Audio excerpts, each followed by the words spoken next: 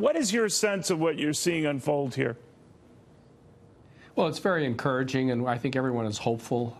As everyone has said, this is far better than heated rhetoric back and forth and preparations for war or a possibility of miscalculations. I don't think anyone is expecting a grand bargain to be announced at the conclusion of this summit.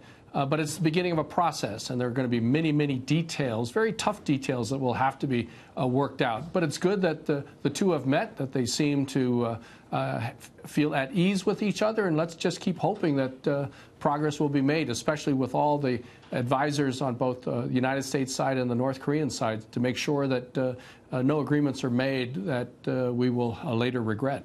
What role, as our former ambassador, do you think the Chinese are playing in all of this? Well, the Chinese want stability on the peninsula. They don't want the North Korean regime to collapse. They don't want a unified peninsula where the South takes over the North, because they don't want a democracy on their borders with the possibility of U.S. troops and the South Korean army on its borders. And, of course, with a stable North Korea, there'll be more trade between China and North Korea.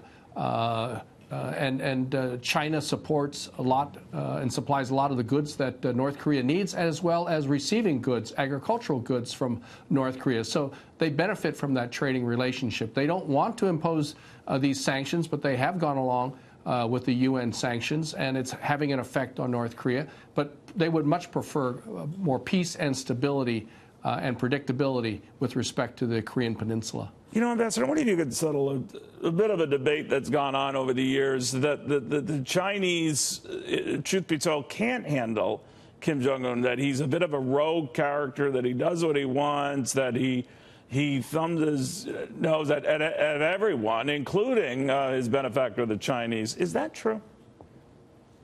Well, the early relationship between China and the North Korean leader when he assumed power was actually very frosty.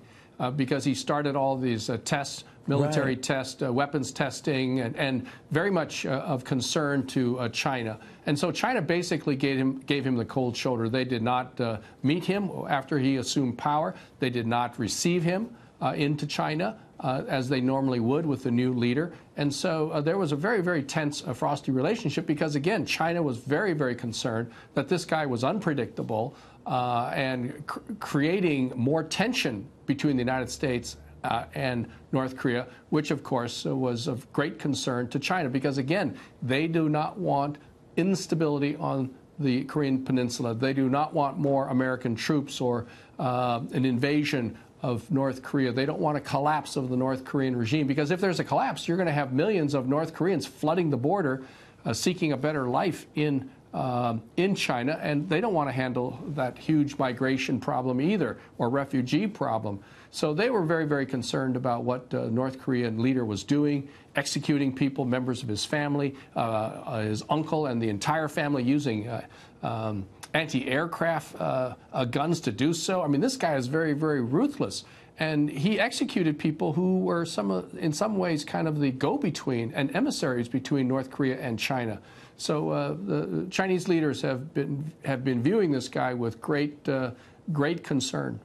All right, Ambassador Gary Locke, thank you very, very much. Ambassador to China under President Barack Obama.